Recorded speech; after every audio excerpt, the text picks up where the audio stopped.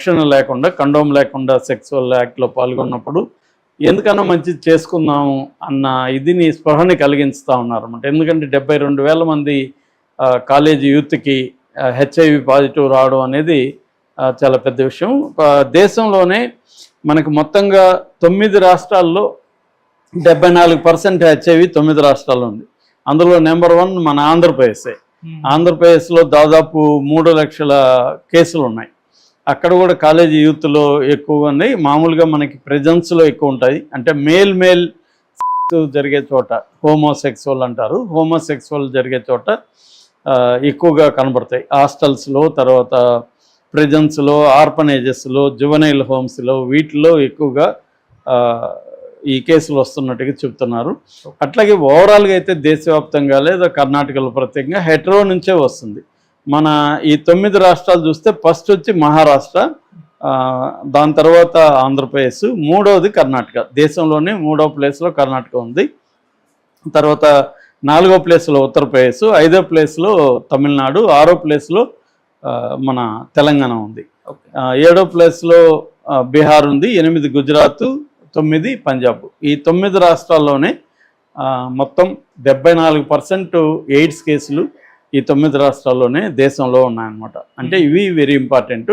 ఇవి హిస్టారిక్గా కూడా అంటే 80s ఆ ప్రాంతం నుంచి కూడా ఈ ప్రాంతాల్లో ఎక్కువగా ఉన్నాయి. ఆంధ్రప్రదేశ్ కూడా 80s నుంచి కూడా ఆంధ్రప్రదేశ్ ముందు ఉంది. అయితే ఇప్పుడు బాగా తగ్గాయి కేసులు. ఓవరాల్గా అయితే ఆంధ్రప్రదేశ్లో కూడా తగ్గాయి. వాళ్ళు ఆల్రెడీ ఎయిడ్స్ వచ్చి ఈ ఏఆర్టీ థెరపీ చేసుకున్నాక 4,000 పెన్షన్ కూడా ఎయిడ్స్ పేషెంట్కి ఆంధ్రప్రదేశ్ ప్రభుత్వం ఇస్తుందన్నమాట. అట్లాగే మొత్తంగా ఆంధ్రప్రదేశ్లో 23 జిల్లాల్లో బలంగా ఉంది. తెలంగాణకు వచ్చేసరికి తెలంగాణలో 1.5 లక్ష మాత్రమే ఉంది. అంటే దాదాపు ఆంధ్రప్రదేశ్లో సగం కేసులు మాత్రమే తెలంగాణలో ఉన్నాయి. అందరూ హైదరాబాద్ బలంగా ఉంది.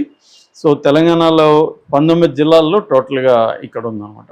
సో కర్ణాటకలో దీనికి ప్రధాన కారణము ఏంది ఇంతమంది రావడానికంటే బేసిక్గా సెక్సువల్ రిలేషన్స్ పెరగడము ఇంతకుముందు కంటే కూడా అదొక కారణమైతే, ఈ కండోమ్స్ కల్చర్ లేకపోవడం, కండోమ్స్ పట్ల సరైన అవగాహన లేకపోవడం, కండోమ్స్ వాడితే ఆనందం బాగా ఉండదని చెప్పి అనుకోవడం, వీటి వల్ల. రెండోది ఏంటంటే ఇప్పుడు మామూలుగా ప్రెగ్నెన్సీ వస్తుందని చాలామంది కండోమ్స్ వాడతారు అమ్మాయిలు. కానీ ఇప్పుడు 72 hour పిల్లు వచ్చిన తర్వాత వాళ్ళు ముందే పిల్లు కొనుక్కొని లేదా 1-2 పిల్స్ కొనుక్కొని పెట్టుకుంటున్నారు పర్సుల్లో చాలామంది.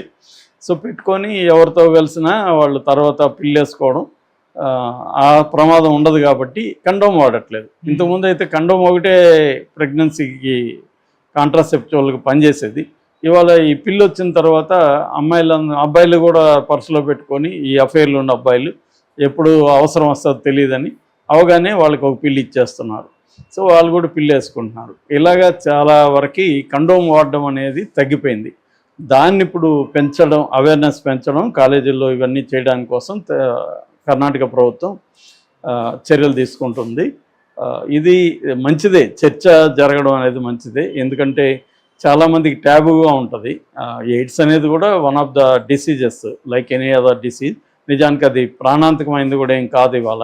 కాకపోతే తొందరగా మనకేమన్నా అనుమానం వచ్చినప్పుడు తొందరగా స్క్రీనింగ్ చేసుకొని ఉందా లేదా తెలుసుకుంటే, ఇవాళ మెడిసిన్స్ పవర్ఫుల్గా ఉన్నాయి కాబట్టి ఇబ్బంది ఏం లేదు. ఈ రెట్రోవైరల్ డ్రగ్స్ బాగా వచ్చాయి కాబట్టి ఇబ్బంది లేదు.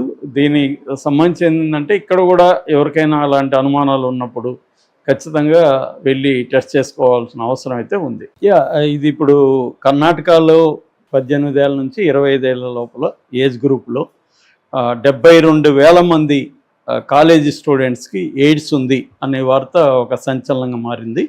అట్లాగే దానికంటే కూడా పెద్ద సంచలనం వచ్చి 18 ఏళ్ళ నుంచి 35 ఏళ్ళ బ్రాకెట్లో ఆ ఏజ్లో 66,600 కేసులు ఉన్నాయంట కాలేజీ పిల్లలకి. అంటే 66,000 మంది యూత్కి ఎయిడ్స్ ఉంది. మామూలుగా కర్ణాటకలో ఓవరాల్గా 2,60,60,000 మందికి ఎయిడ్స్ ఉంటే అందులో 1,66,000 మందికి 18 ఏళ్ళ నుంచి 35 ఏళ్ళ లోపు. ఇందులో కాలేజీ పిల్లలు అంటే 25 ఏళ్ళ లోపల కాలేజీ పిల్లలు 72,000 మందికి ఎయిడ్స్ ఉంది.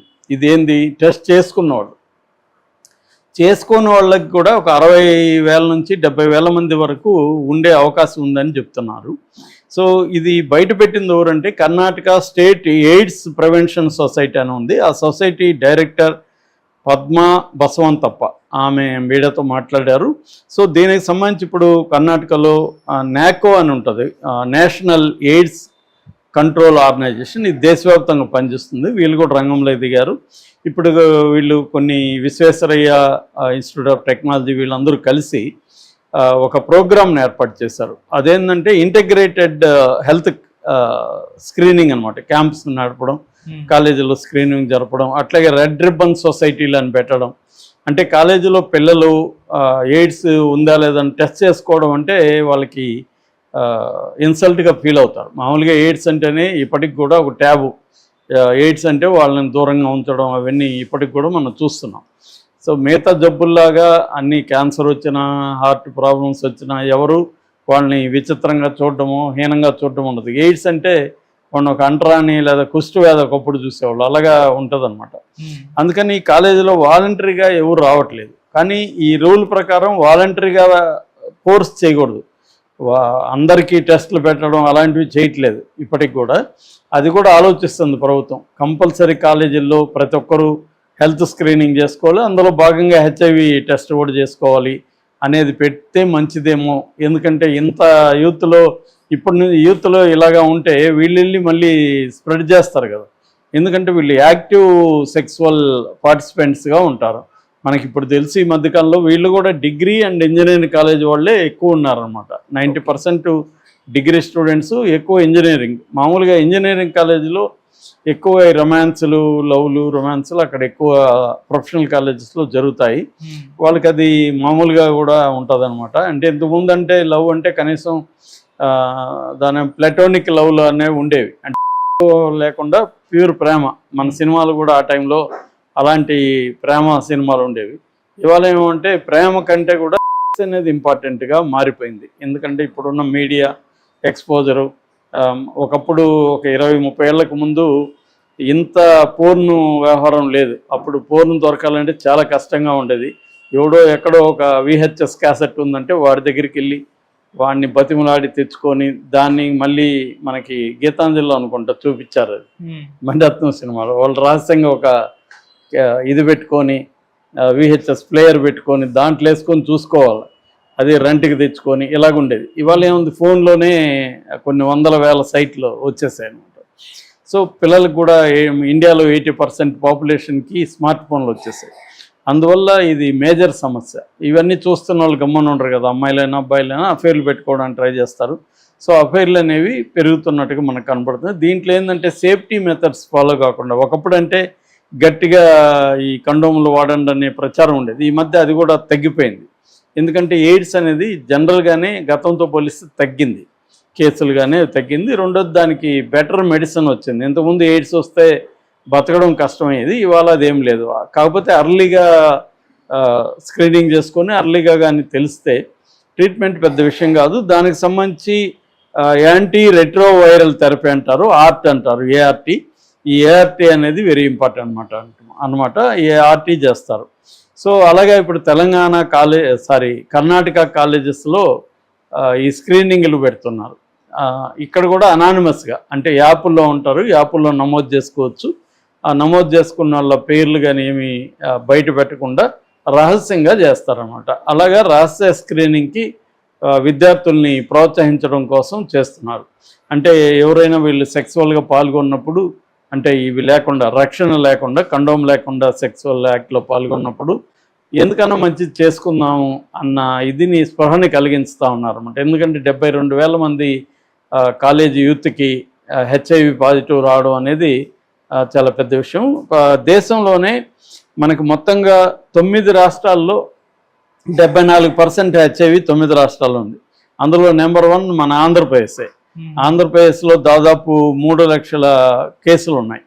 అక్కడ కూడా కాలేజీ యూత్లో ఎక్కువగా ఉన్నాయి. మామూలుగా మనకి ప్రెజెన్స్లో ఎక్కువ ఉంటాయి. అంటే మేల్ జరిగే చోట హోమోసెక్సువల్ అంటారు, హోమోసెక్సువల్ జరిగే చోట ఎక్కువగా కనబడతాయి. హాస్టల్స్లో, తర్వాత ప్రెజెన్స్లో, ఆర్ఫనేజెస్లో, జువెనైల్ హోమ్స్లో, వీటిలో ఎక్కువగా ఈ కేసులు వస్తున్నట్టుగా చెప్తున్నారు.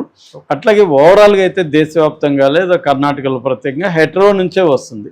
మన ఈ 9 రాష్ట్రాలు చూస్తే ఫస్ట్ వచ్చి మహారాష్ట్ర, దాని తర్వాత ఆంధ్రప్రదేశ్, మూడవది కర్ణాటక. దేశంలోనే 3వ ప్లేస్లో కర్ణాటక ఉంది.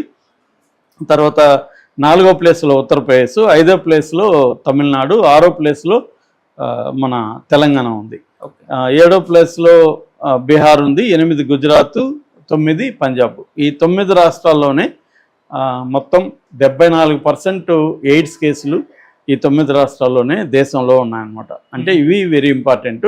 ఇవి హిస్టారిక్గా కూడా అంటే 80s ఆ ప్రాంతం నుంచి కూడా ఈ ప్రాంతాల్లో ఎక్కువగా ఉన్నాయి. ఆంధ్రప్రదేశ్ కూడా 80s నుంచి కూడా ఆంధ్రప్రదేశ్ ముందు ఉంది. అయితే ఇప్పుడు బాగా తగ్గాయి కేసులు ఓవరాల్.